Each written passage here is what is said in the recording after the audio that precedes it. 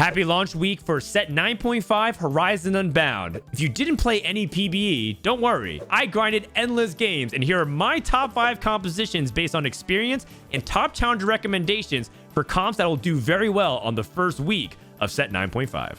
Bilgewater is the new vertical that is featured in 9.5 Horizon Unbound. Nilah and Misfortune are the main carries that you want to prioritize itemizing, and you want to play from ahead, meaning that you want to win streak, tempo, get that level 5 and level 6 and level 7 a little bit quicker so you can push those levels and find Gangplank. If you're able to get Gangplank and get 7 Bilgewater online, it is incredibly powerful, and you can often just guarantee a top 4, which also means that if you get a +1 Bilgewater crest or emblem of some sort, it means that you can get to 7 without Gangplank, which is very, very powerful. If you do end up getting a +1, you end up dropping Twisted Fate and you put the Bilgewater emblem, which is makeable, by the way, with a spatula and a cloak. It's replacing Demacian emblem for this set. Then you can just play another unit that makes a lot of sense with this. So if you do end up getting a +1 Bilgewater emblem, you can play units like Jarvan, for example, for additional CC, or maybe just want to play more frontline if you just find like a Shen 2 for Bastion. So you have a lot of flexibility with the different champions that you can put in if you get a +1 Bilgewater. Rising Infamy is pretty solid and gives you a lot of economy, which ends up being really nice. That treasure chest bonus just helps you hit level 8 quickly and roll for that Gangplank. Combat augments like social distancing are also really good because you get that extra 80 in AP, and based on the Bilgewater trait, the more damage you're dealing means the more the cannonballs are going to hit harder. If you don't really understand the Bilgewater trait, is that every couple of seconds, cannonballs just deal a bonus damage based on how much your champions are doing. 9 Bilgewater is very real and very strong if you're able to get it online, especially if you're able to 2-star everything, like 2-star Gangplank. That can be a win condition as well. The legend I recommend playing with this is Earth, because you are likely to get a +1 Bilgewater crest, or you want to get something like Ezreal and Ornn, so you get those really strong items for Misfortune and Nilah early, so you can have high tempo. Really strong Ornn items for things like Misfortune are DFG and Mana Zane, so you can cast very quickly and annihilate your opponents. And for Nilah, if you don't have RFC, you can always play around things like Sniper's Focus, which gives you that range extension as well as that bonus damage. Don't forget about certain items like Nautilus having things like Even Shroud. Even Shroud with the Sundering is very nice for Bilgewater in particular because you're able to get physical damage off of the trait. And so if you're building things like Last Whisper and Even Shroud, it just makes Bilgewater, the cannonballs, hit that much harder. Positioning wise, just make sure that Nilah is always getting armor shred with Nautilus, who's holding Even Shroud, or whoever's holding Last Whisper. And because she's at range, you can also even dance around these hexes around behind Nautilus as well. Just be careful about clumping too much. If you end up having Misfortune and Nilah, it just makes her very vulnerable to AoE, so just be careful about that. The build-up for Bilgewater is usually dependent on having an early Misfortune off of an orb, so you're able to play around her and immediately itemize her with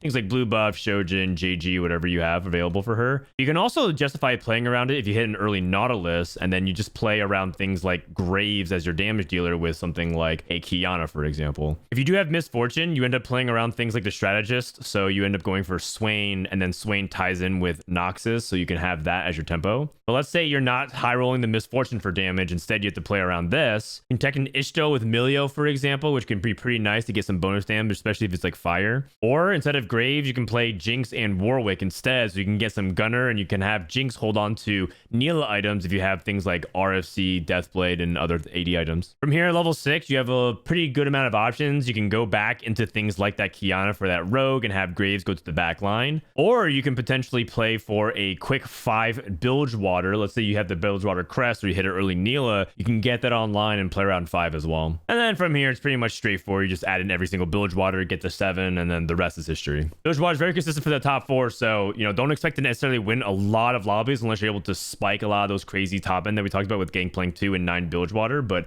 hey, sometimes you end up getting free wins because you're just tempoing too hard. Nilah is just the most versatile 4-cost AD carry of the set. She can hold a bunch of different items. She uses all kinds of different stats. So if you end up giving her generic items like Infinity Force or even Thieves Club, she can use it very well. But if you want to specialize and play her as your primary carry, her best items usually ends up being Rapid Fire Cannon, a bonus damage item, and something that usually either involves an emblem or sustain. Nilah is probably one of the best emblem holders they've ever made in TFT, so you can give her a bunch of different things like Juggernaut, Ionia, Shurima, you name it. And so here's a couple of variations that I like to play. The first that I think is most powerful is Juggernauts, because Juggernaut has recently been buffed before set 9.5's launch. And so if you get a Juggernaut, Juggernaut crest, you can put it on Nilah and just play 6 Juggernauts with her. Usually you just try to slam whatever you can to get really far ahead because like I said, outside of rapid fire cannon, you don't really care that many other items about Nilah as long as it kind of works and makes sense. You can justify Titans, Bloodthirster, Giant Slayer, Deathblade. I mean, I've seen people even play scope weapons with Rage Blade on Nilah, so you have like scope weapons, RFC, Rage Blade Nilah, and you can see her pop off. And don't forget about other good items that are new like Steric's Gauge, or even playing things like the Night Harvester to get that bonus damage. When you play around Nilah, a lot of times you're thinking about Xayah, Jhin, and usually playing around Ionia, but you don't really need to have vertical Ionia to have Xayah do very well. You can often just give Xayah any kind of support items. If you don't have Even Shroud on Nasus, for example, as your frontliner, let's say Nasus instead has Dragon's Claw instead, you can put Last Whisper on Xayah instead. If you don't have a Juggernaut crest, you're not playing Urf, or you don't start off with Juggernaut, you can just drop one Juggernaut and then play a standard Nilah and then flex in the last spot based off whatever you hit. So any legendary like Heimerdinger, or if you hit, a random Cassante and link with the Shurima, or even just a random Scion is totally fine as well. The whole point is you're playing from ahead, and usually you just kind of play whatever items you possibly can. As long as you have good Nilah items, nothing else really matters. I will say if you have Juggernaut as your front line, try to prioritize things like healing. That's just really good. Healing orbs combines well with the damage reduction that you have, hence why you end up prioritizing things like a redemption if you end up going for Juggernaut frontline. You can also just pick Unified Resistance because oftentimes you just have big offensive linemen of Juggernauts trying to just protect Nilah, who's your quarterback. Another variation you can play is if you get the Ionia emblem, is just put Ionia on Nilah. Ionia gives a bunch of attack speed, so Nilah ends up being very, very strong. Usually you play Ionia if you get Ionia Crest or Ionia related augments like Sentinel Spirit, and then you have the ability to make that emblem on Nilah and have that be your tempo. One thing you might notice is that you don't play around Irelia and Karma very often because your top end usually involves around Ahri, and you give her whatever items you can after you've itemized both Nilah and Xayah. If you do end up playing long distance pals, make sure you have Nilah and Xayah complement each other through the positioning, and so this ends up being really nice. I also think that if you end up playing something like Ionia Nilah, things like Buried Treasures are good because you're going to be so far behind in items, and this also applies for Ornn as well. The last variation that I'll show you that involves Nilah and Xayah is a vertical Vanquisher. This is a little bit on the rarer side, and so I'm showing you a couple of interesting things you can do with it. The first thing that I'll point out is a lot of times people think that Sejuani Ashe are not very easy to tech in because they don't have Lissandra anymore, and now Failure is only 2-unit trait piece. You can still play it in this kind of setup. Specifically, there's an interaction with Vanquisher emblem on Sejuani, and you make her a Vanquisher with Stolen Vitality. This makes Sejuani actually crit with her chill and therefore heal your entire team. It's kind of niche, but apparently it's very good, and you can make the Vanquisher emblem anyways if you just make a glove and a spatula. So it is possible for you to do this if you don't have a Vanquisher emblem and you start off with Stolen Vitality. That being said, it's a little bit on the Mimi side, and I don't know exactly how good it is because I haven't actually been able to replicate it despite playing dozens of games on PBE. And so I've heard it's really good. Give it a try. One thing I also want to highlight is that if you ever start off with something like Lucky Gloves or Sleight of Hand at the very beginning of the game, you can go into Vanquishers because they already guarantee get the critical strike chance. Vanquishers is basically assassins from the old sets, but you don't jump to the back line. And so it's almost like you have a Jewel Lotus on your entire team or Infinity Edge on all of your units already. So you don't need to actually build Jewel Gauntlet and Infinity Edge onto any of your Vanquishers. Instead, if you add things like Lucky Gloves or just glove-based items like Guardbreaker, Last Whisper, Hodge, etc., you're going to get that bonus critical strike chance and get a bunch of damage. What I'm trying to say is if you open up Lucky Gloves or a bunch of Thieves Gloves of any kind, just go ahead and slam these on these other supportive units like Jhin and Ashe and just kind of watch Nilah carry while having a lot of support DPS from these Vanquishers. So the legends I recommend are Ornn, Ezreal, and Urf as usual because they all give you access to really powerful ways to play Nilah. If you do end up opening up Ornn, once more, the best item for Nilah is Sniper's Focus, but you can also totally play a Infinity Force because it complements a lot of the damage and stats that Nilah wants. And the same thing applies to Xayah as well, which also reminds me that I should probably actually show you that Freaky Friday is very good for Nilah and Xayah in particular because you have the ability to put one on each or even do something like double stack while you have really good items on the other carry. There's a couple of really common ways that you can do build up to get to Nilah, and it often really depends on having an Ionia core. So you pick up the Irelia, the Jins, and the sets, and you play Warwick. Warwick is actually a fantastic item holder right now and actually is quite strong as a 2 cost. You can play around him and give him things like that RFC, like BT, like Titans and just have him really flourish. But if you're not hitting a lot of Warwicks, or it just doesn't really make sense to have items on him, you can go like, you know, Guard Breaker and Last Whisper. You can always put it on Jhin and have Ashe also potentially hold these items as well. The other variation that you could play is around challengers instead of Ionia, and you can just have Samira hold these items instead. Not really BT and Titans, actually. She ends up holding a lot more of those backline items. So let's say you have RFC, let's say you have Deathblade, and let's say you have a Guard Breaker. These are more Samira based items, and you don't give it to Warwick. And then from here, you can pretty much just kind of add the usual stuff in. So Set can go in at 5, and now you finally take in things like Jhin. On 7, you end up going for the Nilah and the Xayah, and then you end up cutting Samira and likely Nefiri at this point. And then you find a Darius. And you can just kind of play like this board and flex around whatever you end up hitting. Let's say in this instance, you have the Juggernaut emblem, so the Juggernaut goes on the Nilah. And also, if you find Set, feel free to take out Irelia. Irelia is not really that important right now. She's more of an early game holder of a lot of items, and she takes out of almost every comp she plays that aren't challengers. If you find Shen, just play that Shen. So that's one example of many that you can play around Nilah. Just remember, Ionian challenges are most common ways to get to Nilah safely. Rogues are the assassins of the set, and they get backline access to really take care of all those annoying corner carries. So if you see a lot of people trying to go for, you know, me Azir, me Aphelios, and you want a 360 windmill slam them, go ahead and play rogues. Rogues are really focused on economy early because you want to get a lot of gold to reroll, and then you want to focus on getting the items and then slow rolling at the respective level of whatever tier unit you're rolling. Remember, 1 cost, you want to roll at level 5. 2 cost, you want to roll at level 6. 3 cost, you want to roll at level 7. There's 2 rogue builds that I'll show you. One is playing around Qiyana and Echo as your main carries. I know that I said Echo and Qiyana, but I'm taking a build that Sologasong has recommended to itemize pretty much all of your 3 costs that you possibly can, plus Qiyana, because in reality, you want to hit all of these champions at 3 stars as your win condition. If you can get Qiyana 3, Echo 3, Katarina 3, usually that's good enough to top 2, and then Nico 3 ends up pushing your comp over the top, because she adds a lot of good support damage. Also, Nico is a fantastic holder of Rogue Emblem, believe it or not. So if you instead hit a Rogue Emblem early, you can commit to having Rogue Nico and just watch her do some crazy stuff to backlines. And it's a really difficult thing to deal with because you don't want to clump versus Qiyana and Nico, but clumping is one of the ways you traditionally deal with assassins, especially single target damage ones like Echo. It's kind of a nightmare to deal with. By the way, a lot of times you actually play rogues based off the Ishtal portal. It's not good for every single variation of it. The best ones are Stone and Ice because you get a lot of good defensive stats for your rogue so that they can punish your opponents really heavily. If it's Fire, Wood, Electric, or some of the other portals, I don't think they're that bad, but they're not that good either. So try not to play the Ishtal variations and either go for Bilgewater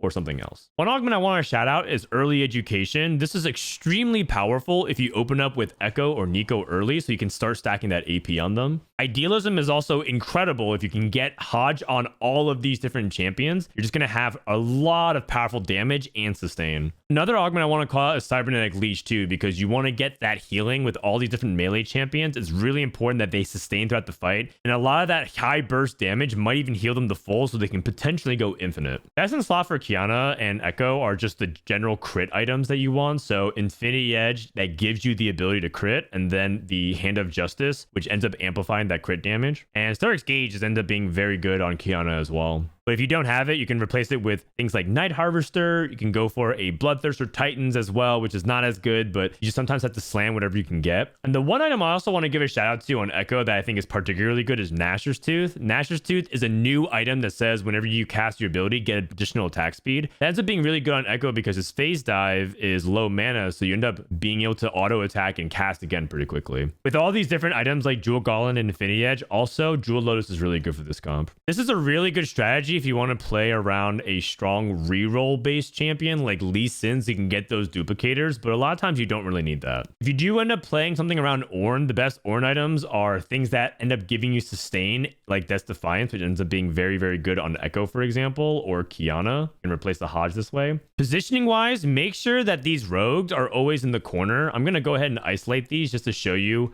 what it actually looks like. The reason why is because if you extend the board and their opponents are playing carries in the corners, you end up having these units dash to the 4 hexes away, aka the corner carry. There's a chance that sometimes these in the middle will end up going to the back line depending on how the units are stacked, but to minimize that risk and maximize your chances of jumping onto the carry, try to aim for A1, A2, and A6 and A7. The one thing I will note is that sometimes if you play things like Iona Spark on Katarina, you kind of want to have it double stacked because Echo is AP damage, which is good for that spark. Kiana is AD damage, so you can have her next to Graves. But mix and match because this comp is really focused on positioning since you're pretty much don't have to think about what unit you have to roll for. The other variation of Rogue reroll is Graves, the new unit that's a Bilgewater, Gunner, and a Rogue. Graves is actually quite solid if you end up making him a primary carry, particularly if you're able to get Graves 3 very quickly. And also you get things like Double Trouble with Graves, which actually can be very, very good. Graves BIS is kind of a melee bruiser or melee attack fighter. Give him Infinity Edge, Hodge, and a Bloodthirster. If you can't find Infinity Edge or even this Hodge, you can go for the traditional builds of Bloodthirster Titans, +1, Night Harvester, Asterix Gauge. Like a lot of these are pretty useful on him. The builds that I've been seeing a lot play around Misfortune as a secondary damage dealer, and then you just give random items to things like Katarina, Echo, and Kiana. But you still want to ultimately roll a lot. I really wouldn't commit to something like Graves reroll unless it's a portal that makes a lot of sense, that gives you a lot of resources or free rerolls, or you have something like Golden Tickets so you can hit everything possible. It doesn't really have to be Heimer, by the way, and it doesn't even have to be Aatrox. It could totally be just whatever units you really want once you hit Graves, because the core units are still the same, and you can even play around things like Milio and go around the Ishtals. The variation that I showed you was pretty high cap, but the most important thing is you have to get 3 Bilgewater. So let's say you end up hitting like a Lowy 3 because you're just rolling for a bunch of 1 costs. You want to pick up a Lowy and Graves, and then you end up having an extra Bastion, so you just might as well tech in Nico, and you kind of play a similar variation to the rogues that we talked about. Don't forget at the top end that Misfortune and Gangplank actually really like similar items, so you can just give that blue buff JG Gunblade to the Gangplank and watch him also pop off and give some really good support with his big ship. A lot of times when you're loose streaking, you end up playing like these units a lot of times, and you just try to usually put Graves and Kiana in the top corner so you can kill units. This is most likely the scenario where you're able to kill like 1 unit and preserve HP while loose streaking. You don't need units like Milio, you don't need units like Alawi though, so just be prepared to sell them if you need. It's going to be very common scenario for you to play like 2 Graves 1s and just make 20 gold on 2/2 and not actually play 3 or 4 units. Focus on that economy if you end up re-rolling for that Graves or any of the rogues that you end up holding. And this also applies to Kiana as well. Let's say you have, you know, double Kiana box and you have nothing else going, just play 2 Kianas, make that 10 gold and try to get that interest threshold. A lot of times what ends up happening is you end up playing a board like Kiana, Graves, and these are like the only 3 units you have. And then Krugs happens at the end of stage 2, so you play like Emilio and you try to like roll a little bit so you end up being stable so you can like beat Krugs. And then at 3-2, you end up rolling really hard so you can have the 4 rogues specifically, because you want to make sure that you are stable for the stage 3. You don't want to just like lose the entire time. And you end up playing something like this, and maybe instead of Milio, you play for the Nico, or maybe instead you go for the Bilgewater and you play MF instead.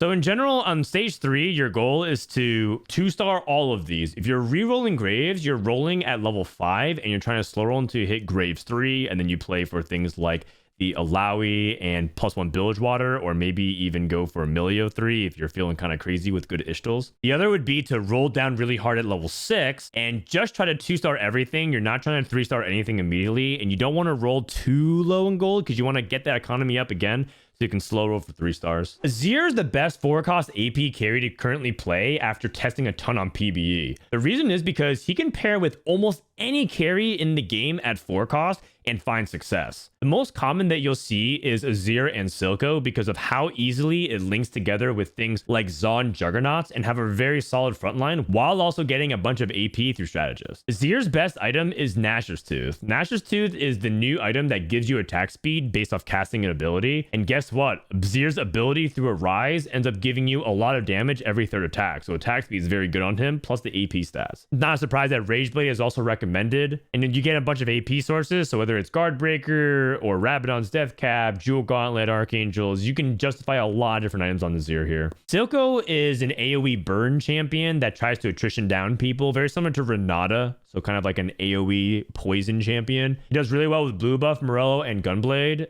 But if you already have anti-heal, let's say you slam Sunfire Cape where you're playing red buff, the augment, you can just play as another AP item, like give him the death cap as well. This is because you already have anti-heal. But usually you itemize Silco last. The priority is for Azir and Nasus, and so you end up going for a lot of times the Azir and Nasus items first, and then you give whatever you can left over to Silco. Augments are really good for this comp are things like Magic Wand, because you need a lot of rods, whether it's for Spark or the AP items, or even just having additional support attack speed items like Rage Blade. And because you're playing Juggernauts, Healing Orb is really good because it combines with that damage reduction. Long Distance Pals is fantastic in Azir Silco in particular because they share the AP stats, which is very, very good. In this kind of instance, if you have Long Distance Pals, try to go for something like Archangel, so that way the stacking AP in the middle of the fight help complement each other. Positioning is extremely straightforward. A lot of times you end up just playing like a full row of Juggernauts. A lot of times Silco is actually back center around D4 because his Undercity Tactics hits a giant clump and enemies in that take additional damage. So you want to actually combine that with Azir and all target the same area. This is particularly powerful with Virulent BioWare, which is his best Zon mod. So if you're able to find BioWare for Silco, it is fantastic. If you have things like Robotic Arm, you can always use Robotic Arm with like, Spear of Shojin, so you can get additional mana stacks. This is other different variations that you can play. Try not to have Nasus on the corner because one, you want him to have redemption between 2 units so you can get that aura healing, and 2, you want to make sure that Nasus is trying to draw aggression, but you don't want him to be first focused. You kind of want to have Nasus ramp up and ascend potentially, specifically ascending with the Shurima trait. I mentioned other variations of Azir, and another one that you can play is just Vertical Shurima. If you do end up finding Vertical Shurima, there's a lot of flexible users that can hold it, but the best that I found is Fiora. Fiora is really good because it links with a challenger that Nefiri brings to the table. Nefiri is the new champion that's the complement of Aatrox. Anytime you play Nefiri, always try to find a way to play Aatrox because that double darken buff gives that 50% strength boost, which can be really helpful to keep your frontline alive or deal that extra damage. If you do end up playing Fiora, you play the Demacia variation, so you can have Sona, for example, link up with Jarvan, so that way you have the multicasters and get a bunch of attack speed buffs. If you do end up playing Shurima, Shurima's Legacy is really good. And also Unify Resistance ends up being really good. If you do, make sure to just put, Fiora either back or sandwiched between the 2 frontliners. Vertical Shurima is a lot more about kind of whittling down your opponents and out sustaining them throughout time. So you end up playing a lot more scaling on things like Azir, so you can go for Rage Blade Archangels a lot more often and use Gunblade to help sustain Nasus as best as you can. The comp does cap out pretty high, and also 9 Shurima is extremely good if you're able to get to it, but you might notice that it goes 2, 4, 6, 9 now instead of 3, 5, 7, 9. So it's a little bit easier to hit Shurima breakpoints, harder to hit that top end because you just need so much with that +2. The last variation of Azir is Vertical Strategist, where if you hit like a +1 strategist and you get to 5, it's actually very, very good because of the amount of AP and shielding that you get. And you play around Misfortune. Ideally, you chase her as a 3-star, and you play around her and Azir with Nasus being your front line and Nilah taking additional items. This is really good with Vladimir if you want to play like a transfusion-based strategy, and this also applies with Shurima as well because you end up having a pretty solid front line so that you can support yourself with big HP, big shields, big damage. If you do end up hitting things like Jeweled Lotus, remember you don't need Jeweled Gauntlet. That's just another way that you can replace these items and instead go for high burst damage. So let's say I go for Guard Breaker here, and then Misfortune goes for Gunblade to sustain more frontline. I usually end up going for this if I hit a really early Misfortune and I just keep getting more Misfortunes before I even find Azir 2. You're rolling at 7, you hit 5, 6 Misfortunes, you have like 1 Azir. Definitely just lean into Strategist in that case. The positioning of Misfortune is pretty deliberate. You want her to hit the biggest amount of units with her X marks the spot and reduce those shields. Ends up being a very powerful 1-2 combo. The best Ornn item on Azir for sure is a Zhonya's Hourglass. If you're able to go for this Zhonya's, it's actually very, very good and stalls out Azir and lets him ramp up to the point where he's very, very strong. And this also combines very well with Gifts of the Fallen, because Gifts of the Fallen is every unit will die and Azir will be the last one living. And then as he's ramping up his strength, the Zhonya stalls out and then he becomes a 1v9 super carry. You can also just play generic frontline items on Nasus as well, like Anima Visage, Eternal Winter, and Hull Crusher. Those are also really solid. And don't forget, Mogul's Mail is actually quite good as well to rack up those early gold. Legend recommendations are pretty much the same across the board for this entire video. It's going to be a combination of Earth for the traits, Ezreal for the itemization of multiple carries, and Ornn for the really powerful artifact combinations. Those three I would recommend in general, especially if you're playing for a 4-cost composition that's like around Azir +1. The priority whenever you play any Azir composition is 1, get Azir items, and then 2, focus on Nasus items. Those are really, really common ways to play, and the buildup is going to be putting Azir items on any good attack speed carry and putting Nasus items on any good defensive unit. Here's an example of a way you can do a buildup. I like to play around Samira and Cassiopeia a lot currently because they give you access to the Noxus trait, which you could play, and it's not going to be included in this video, but Noxus is pretty solid. But Cassio and Samira are particularly good item holders in that regard. Cassio is fantastic for the AP items. In particular, she's really good with blue buff, Gunblade, and let's say you get that JG, she can be that Silco / half Azir item holder. If you go for things like Rageblade, Nashor's Tooth, and other items similar to that, you can put it on Samira. And then Swain is really good with the Nasus items. So you can have Swain hold this, Bramble Vest, Warmogs, Vow, Stoneplate, Declaw, you name it. I put this on Warwick, but you get the idea. At level 5, in this kind of situation, unless my Swain is 2-starred, I like to play another frontliner so I can make sure that I have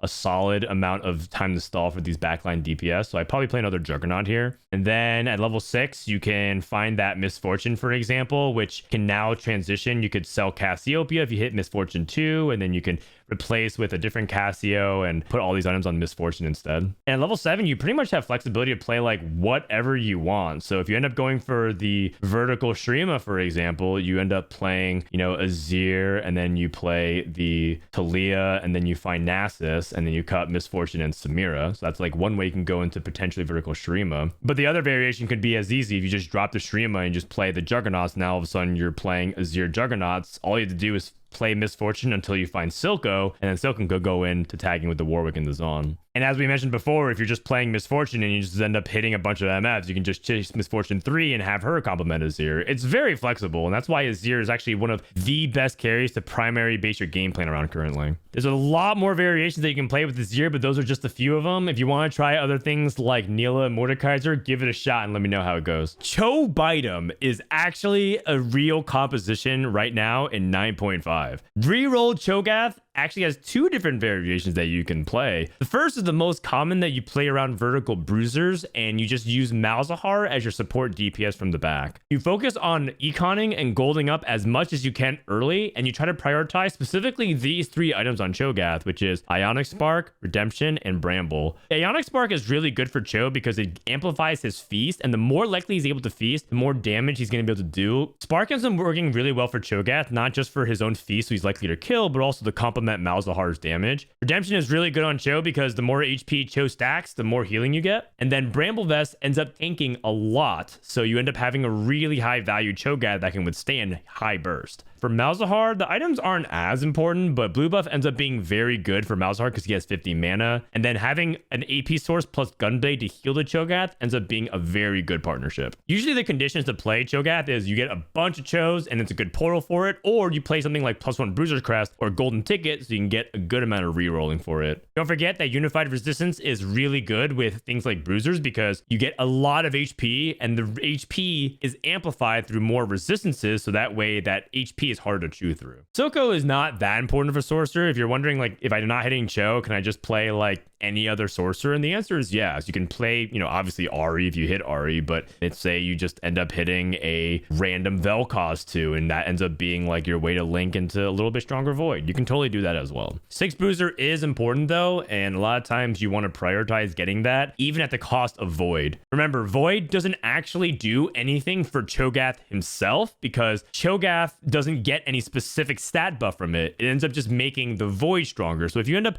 ditching Void altogether and you only play Cho 3, Malzahar 3, that's totally fine. Positioning wise, just try to have Cho somewhere in the center. Don't have him off on the side. He wants to heal a bunch of key units like Sion on Sejuani. You can also have Malzahar behind Cho'Gath, so you can go for quick assassinations on the front line. Malzahar will weaken whatever tank unit like a Jarvan or a Nasus in the front row, and then Cho'Gath will feast and get the 1-2 punch on him. I keep using the improper name, but it's actually not Malzahar, it's Kamal Harris and Cho Bidem. Don't want to be messing up champion names here in my official YouTube video. You don't really play Ornn items on these champions, but if you do, I would say instead of a Death Cap, you go for a Death Fire Grass on Malzahar. Instead of a Redemption, I'd probably go Anima Visage on Chogath. You probably could also play Hull Crusher as well, but it's not like the attack speed really helps, and the armor magic resistance are just kind of whatever, so I'd probably rather not go for Hull Crusher here. This might be the only legend that I recommend playing something like Lee Sin for, because Lee Sin will give you the high chance that you'll be able to reroll very often and hit Cho 3 and Malzahar 3.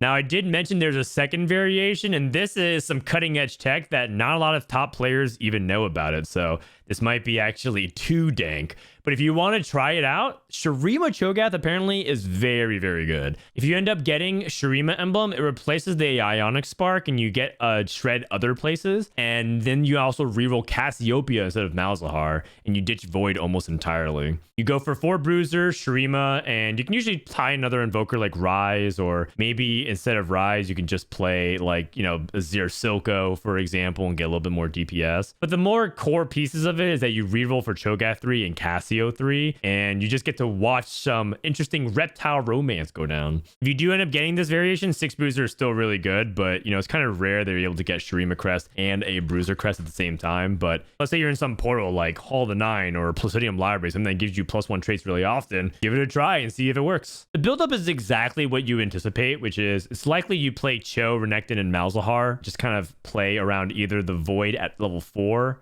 or you're probably even going to sell everything and just hold on to Chogath and Malzahar. So if you end up playing a reroll strategy, a lot of times you play like Cho 1, Malzahar, and you have 3 out of 4, and you're just making like 20, 30 gold pretty aggressively. And then you end up rolling a lot of gold at 3-1 at level 4 to try to see as many Chos and Malzahars as you get, or you end up just slow rolling at 5 and try to hit the 3-star Cho and Malzahar that way. I will say, though, that Void Reroll is pretty good at actually win streaking if you end up hitting Chogath 2 and Malzahar 2 very early, because you just have so many extra units. But don't push that levels. Like, let's say you do win 2 fights with this, and you're like, man, I should really like start leveling and pushing my tempo. If you do that, your odds are going to get worse for hitting Chogath and Malzahar, and also you're going to have less gold to be able to hit it. So just be very careful about that. At the end of stage 2, 2-7 Krugs, you end up wanting to roll for Chogath 3, Malzahar 3, and then usually whatever bruises you can get. So a lot of times it is Renekton and Vi. And then you end up just slow rolling a board like this until you hit 3-star Cho and 3-star Malzahar. You might be in a situation where you end up hitting like